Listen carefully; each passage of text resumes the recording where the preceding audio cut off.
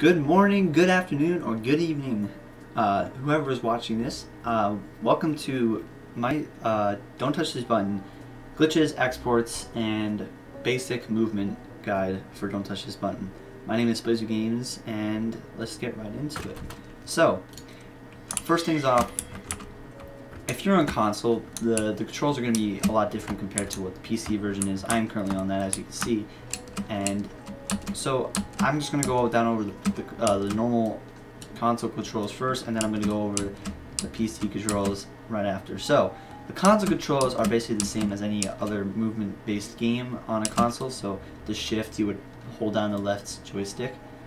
To press the buttons, you would press the top right trigger, R2, whatever that is, R2, whatever that button is. To jump, you would press either the X button, the B button, etc. And that's about all. That would be the same for picking up boxes, moving boxes, the clicking buttons and moving boxes and picking up boxes. That's the same for the top right trigger. Now, for controls for the PC version, you press W ASD to move left and right and backwards. To run in this game, you hold the left shift button.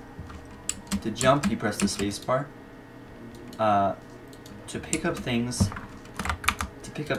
and throw them, you pick it up by pressing the left button on the mouse, or if you prefer to, you could either press the E button to pick up the boxes if you prefer. To throw it, you would pick it up, press the right mouse button, or you could pick it up and press F. Whatever is easier for you. And that's all about boxes at the moment. Next, let's go over to moving boxes. Moving boxes can be a little whack. If you're in the console version, they tend to soft lock a lot when you move them, and it's very annoying. So I'm very sorry to hear that there's no way really to prevent it. You just kind of have to hope that they don't soft lock. The same with the PC version, but the PC version luckily doesn't have that issue as it did for the console, so it's very rare for it to happen. So what would normally happen is you would push this, and then the game will just like not let you push it anymore. It would just sit there, like you could keep tapping away and just won't move. So you would have to restart the level like this and then do it. So it's a little bit of time loss, unfortunately. But for this, for the computer, you just push it with the left clicker and E if you so choose to push it to. And that's all about boxes. For the moving boxes anyways. I'm going to go over a trick named box clipping. So what you normally do with box clipping is you can either throw it at the door to make it easier, and then after that, you stand in the middle of the doorway between the next level and the previous level. And you just grab it and you walk forward. Make sure you don't throw it until these doors are closed. So I gave it until you're right about here. If you want to move and do anything, just give it like a second or two, maybe a little less than that, because it's 2 seconds apart. But just because if you throw it too soon, what will end up happening is, let me show you, that the box will it won't stay in the map. So here, I'm gonna take this box, we're gonna throw it, I'm gonna hit the button, stand here, do the box clipping, throw it at the door, grab it midway between the doorway, and then you just throw it immediately, and boom. See, it disappears, and that's because the doors were open still. Wait about right here, for example, in this room, then you could throw it forward, and then you can hit this button and do what you need to do. That's my biggest guide for that. Other than box clipping, there's another trick called box clipping as well anyways, but instead of clipping through the doorway, you're going to clip through the gate, and this can be done with anything. This can be done throughout the walls. You can throw it outside the walls like that, etc, etc. But normally we use this method to hit the buttons like this. Make sure you're exactly on the gate, directly touching that gate, because if you're behind, it won't work. See, it's just going to stop as it normally would. The reason behind this is because when you go up against the gate, the box is already technically outside the gate already.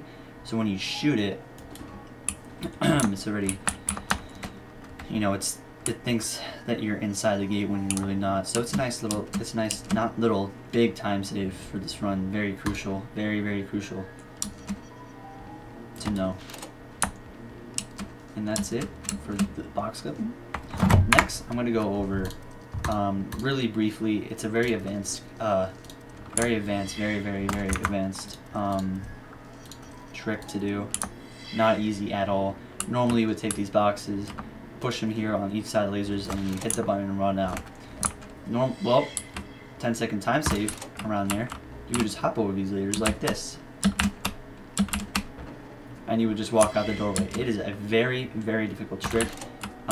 In order to do this, you have to find a position that you like. Some people like to do it like this, some people like to do it like this, some people like to, strangely enough, do it forward. Whatever works for you, and then you just jump up, move right or left, depending on if you're this direction, you move like this. Whatever really is easier for you. And that's it for that escape. I just briefly went over because it's very advanced and it saves very little time. Next is level 60 skip, or halfway to level 60 skip. Normally in this level you would walk over the signs and just, you know, hit this button, walk out very slowly, make your way across like that. Well, there's a trick that is found where you could skip that whole walking part over there, and you can go underneath the platform and skip to the next level. That is because normally in this level you would go down, fall down, hit this button, then come back.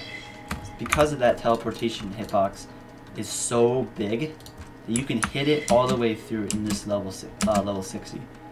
It's a very nice little trick. If this setup right here underneath the platform, which is the fastest method, is too hard for you, you could always go behind this wall and just jump right there if that's easier. Or if you so choose, you could either, if that's even a little difficult, this is probably the slowest way to do it. You basically just go around this vase underneath that, and then you just go like that.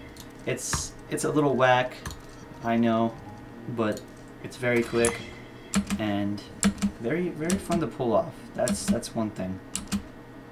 Very fun. I didn't get it there because I wasn't actually holding forward. I should probably mention that when you fall down, make sure you're constantly holding forward, so you actually do get the hitbox, because while it is a massive hitbox, you still could miss it, because if you just go like this and you fall down like that, you're not going to hit it, because you're still technically in this level. So you want to pass through that invisible wall and boom, teleport through, and there you go, you just get half of that. So it's a nice little thing. And that's about it at the moment with the glitches, exports, and movement. So if you enjoyed this, please hit me up. If you have any questions, my name is Blizzard Games. You can find out on Blizzard Games for Discord number 6977. I'll put it in the description, or you can ask Saria or Red or any of the community members for that matter. I'll link the Discord server in the description.